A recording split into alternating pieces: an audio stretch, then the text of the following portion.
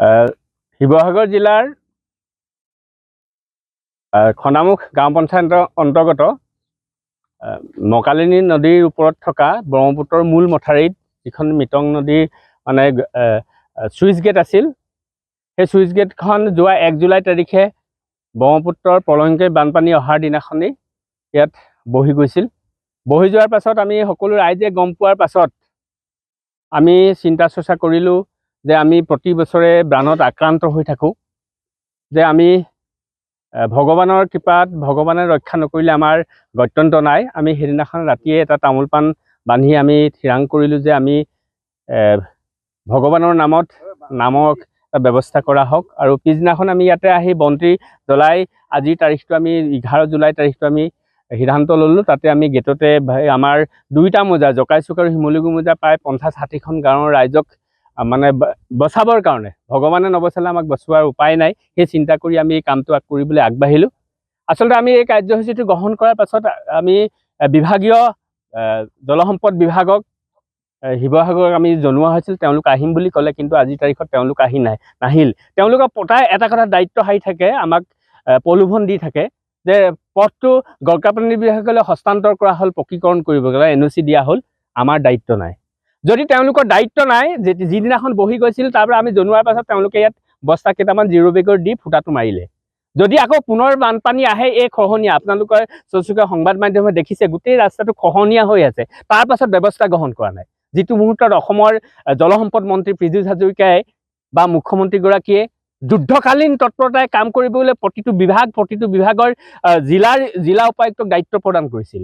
প্ৰদান কৰাৰ পাছত কিন্তু আজিৰ তাৰিখত আমি দেখিলোঁ আমগুৰি সমষ্টি, এইটো পুৰণা আমগুৰি সমষ্টি, নতুনকৈ শিৱসাগৰ সমষ্টি, এই সমষ্টিটোৰ যিটো খহনীয়া হৈছে, 1-2খন গাঁও নহয়, 50-60খন গাঁৱৰ মানুহ এইটো যদি ছিগি যায়, তেতিয়া কিন্তু জলমগ্ন হৈ মানুহ জীৱন অতিবাহিত কৰে, এটা দুৰ্যোগৰ এটা পৰিণত হ'ব। কিন্তু আমাৰ হ'ল ভগৱানে ৰক্ষা নকৰিলে আমাৰ উপায় নাই। আমি সেইকাৰণে ৰাইজে চিন্তা চৰ্চা, আমাৰ স্থানীয় ৰাইজে জকাইচুক আৰু শিমলুগুৰি মৌজা এখন উন্নয়ন সমিতি আছে, উন্নয়ন সমিতিৰ উদ্যোগত সমূহ ৰাইজ আমি সমবেত কৰি এটা নাম প্ৰসংগৰ ব্যৱস্থা কৰা হ'ল। আজি আমি মুখ্যমন্ত্ৰীগৰাকীক এটা কথা অনুৰোধ জনাইছোঁ, শিৱসাগৰ জিলাত জলসম্পদ বিভাগটো কেনেকৈ চলি আছে তাৰ সমান্তৰালভাৱে আৰু এটা কথা আমি সংযোগ কৰি দিছোঁ, এই মাত্ৰ মুখ্যমন্ত্ৰীৰ হাতত থকা গংগাপানী বিভাগটো এই কামটো কৰিছে। আজি সংবাদ মাধ্যমে আপোনালোকে দেখা পাব, এই পথটো যেনেধৰণে নিৰ্মাণ কৰে, প্ৰাককলনৰ মতে নিৰ্মাণ কৰিবলৈ সেইটো কৰা নাই। এই কৰিবৰ কাৰণে যিটো ব্যৱস্থা মুখ্যমন্ত্ৰীগৰাকীয়ে ল'ব, কথা আৰু কামৰ পাৰ্থক্য নাৰাখি মুখ্যমন্ত্ৰীগৰাকীয়ে নিজাববীয়া তদন্তৰ ব্যৱস্থা গ্ৰহণ কৰক।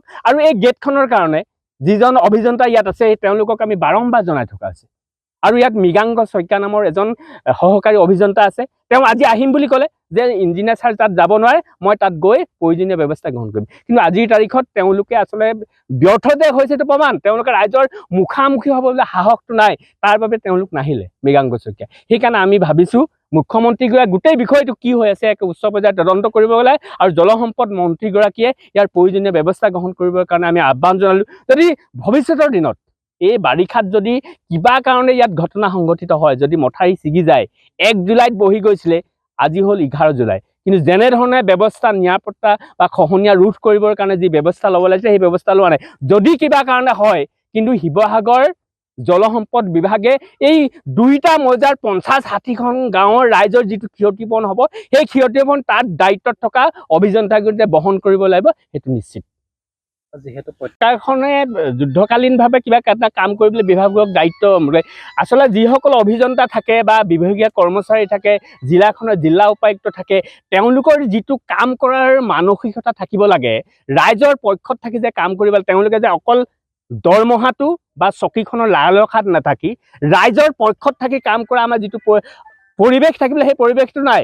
আৰু মুখ্যমন্ত্ৰীগৰাকীয়ে কৈ আছে যে আমাৰ প্ৰতিটো 24 ঘণ্টাই আমাৰ কৰ্মচাৰীয়ে ৰাইজৰ দুৰ্যোগৰ সময়ত থিয় হৈ আছে। যদি থিয় হৈ আছে, 1 জুলাইত ইয়াত খহনীয়া হ'ল, গেটখনৰ কাষটো বহি গ'ল, তাৰ পাছত ইয়াৰ বিভাগটো কি হ'ল?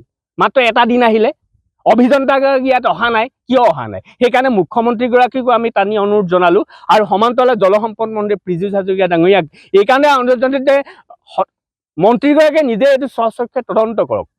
সমগ্ৰ অসমত দায়িত্ব দিছে প্ৰতি মন্ত্ৰীক, কিন্তু আমি জলসম্পদ বিভাগৰ মন্ত্ৰী মহোদয় ইয়াত দায়িত্বত আছে, তেওঁ নিজৰ বিভাগ, এই বিভাগটো কেনেকৈ শিৱসাগৰ জিলাত চলি আছে এইটো লক্ষ্য কৰক। আৰু সমান্তৰালভাৱে শিৱসাগৰ জিলাত বান সমস্যাৰ বুজ ল'বৰ কাৰণে অসমৰ মাননীয় পৰিক্ৰমা সাংস্কৃতিক আৰু পৰিৱেশ মন্ত্ৰী বিমল বৰাদেৱক দায়িত্ব অৰ্পণ কৰিছে। ইতিমধ্যে জিলাই জিলাই গৈছে, কিন্তু আমি এই বিষয়টো তেওঁক অৱগত কৰা হৈছে। তেওঁ শিৱসাগৰ জিলা উপায়ুক্তক নিৰ্দেশ দিছে এইটো নিৰ্মাণ কৰিবলৈ, আৰু যেনেধৰণে কৰিব লাগে নহয়, জিলা উপায়ুক্তই ফটো পঠাইছে যে নিৰ্মাণ কৰা হ'ল, ফটো কেনেকৈ নিৰ্মাণ কৰিছে। সেইকাৰণে মন্ত্ৰী মহোদয়কো আমি ক'লোঁ বিমল বৰাদেৱে এই ব্যৱস্থাটো তৎকালীনভাৱে কৰিব লাগে।